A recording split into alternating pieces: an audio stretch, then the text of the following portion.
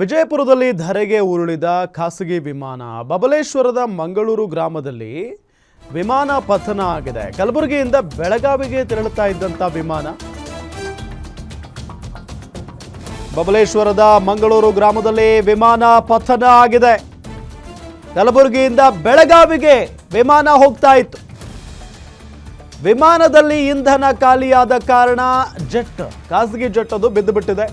Red bird ಎಂಬ private jet ವಿಮಾನ. ಜೆಟ್ನಲ್ಲಿದ್ದ ಇಬ್ಬರಿಗೆ ತೀವ್ರ ಗಾಯ ಆಗಿದೆ. ಯಾವುದೇ ಪ್ರಾಣಾಪಾಯ ಆಗಿಲ್ಲ. ಗಾಯಾಳುಗಳಿಗೆ ವಿಜಯಪುರ ಜಿಲ್ಲಾಸ್ಪತ್ರೆಗೆ ರವಾನೆ ಮಾಡಲಾಗಿದೆ. ವಿಜಯಪುರದಲ್ಲಿ ಖಾಸಗಿ ವಿಮಾನ ಒಂದು ಧರೆಗೆ ಉರುಳಿರುವುದು ಬಬಲೇಶ್ವರದ ಮಂಗಳೂರು ಗ್ರಾಮದಲ್ಲಿ ಆಗಿರುವಂತ ಘಟನೆ ಇದು.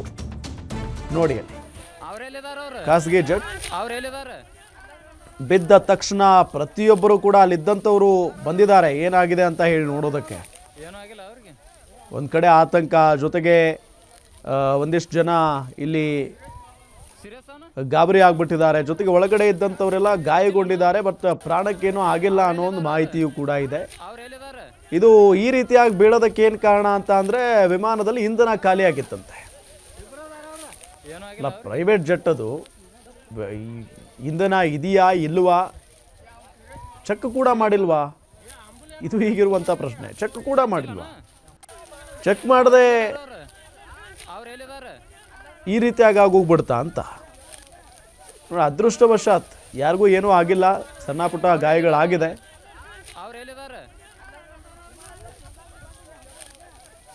ಇದೇ ವಿಚಾರಕ್ಕೆ ಸಂಬಂಧಪಟ್ಟಂತೆ ಡೀಟೇಲ್ಸ್ ಕೊಡ್ತಾರೆ ನಮ್ಮ ವಿಜಯಪುರ ರಿಪೋರ್ಟರ್ ದೀಪಕ್ ಶಿಂದೆ ಸಂಪರ್ಕದಲ್ಲಿದ್ದಾರೆ. ದೀಪಕ್, ಈಗ ಅಂದರೆ ಇಂಧನ ಇರದೇ ಇರುವಂಥ ವಿಚಾರ ಗೊತ್ತೇ ಇರಲಿಲ್ವಾ ಅಂತ, ಜೊತೆಗೆ ಆ ಒಂದು ಜೆಟ್ನಲ್ಲಿ ಎಷ್ಟು ಜನ ಪ್ರಯಾಣ ಬೆಳೆಸ್ತಾ ಇದ್ರು, ಎಲ್ಲಿಂದ ಎಲ್ಲಿಗೆ ಹೋಗ್ತಾ ಇತ್ತು, ಯಾವಾಗ ಆಗಿರುವಂಥ ಘಟನೆ ಇದು?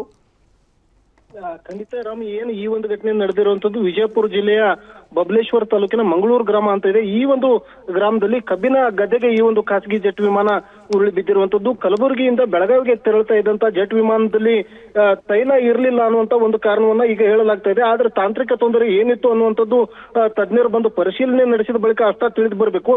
ಸೆಸ್ನಾ 172 ಟ್ಯಾಂಗೋ ಚಾರ್ಲಿ ಅನ್ನುವಂತ ಪ್ರೈವೇಟ್ ಜೆಟ್ ವಿಮಾನ ರೆಡ್ ಬರ್ಡ್ ಅನ್ನುವಂತ ಪ್ರೈವೇಟ್ ಜೆಟ್ ಸಂಸ್ಥೆಗೆ ಸೇರಿರುವಂತದ್ದು. ಇದರಲ್ಲಿ ಪೈಲಟ್ ಸೇರಿದಂತೆ ಮತ್ತೊಬ್ರು ಇದ್ರು. ಒಟ್ಟಾರೆಯಾಗಿ ಇಬ್ರು ಈ ವಿಮಾನದಲ್ಲಿ ಇದ್ರು ಅನ್ನುವಂತ ಮಾಹಿತಿ ಲಭ್ಯವಿರುವಂತದ್ದು. ಜೊತೆಗೆ ಖಾಸಗಿ ಜೆಟ್ ನಲ್ಲಿ ಇದ್ದಂತ ಇಬ್ಬರಿಗೂ ಕೂಡ ಒಂದಷ್ಟು ಗಾಯಗಳಾಗಿದೆ. ಆದ್ರೆ ಪ್ರಾಣಾಪಾಯ ಇಲ್ಲ ಅನ್ನುವಂತ ಮಾಹಿತಿಗಳು ಕೂಡ ಸದ್ಯಕ್ಕೆ ಲಭ್ಯವಾಗ್ತಾ ಇರೋದು. ಜೊತೆಗೇನೆ ಬಬಲೇಶ್ವರದ ಪೊಲೀಸರು ಸ್ಥಳಕ್ಕೆ ದೌಡಾಯಿಸಿ ಗಾಯಾಳುಗಳನ್ನ ಆಸ್ಪತ್ರೆಗೆ ಈಗಾಗಲೇ ರವಾನಿಸಿರುವಂತದ್ದು. ರಾಮ್, ಓಕೆ, ಥ್ಯಾಂಕ್ ಯು ತಮ್ಮೆಲ್ಲ ಮಾಹಿತಿಗಾಗಿ.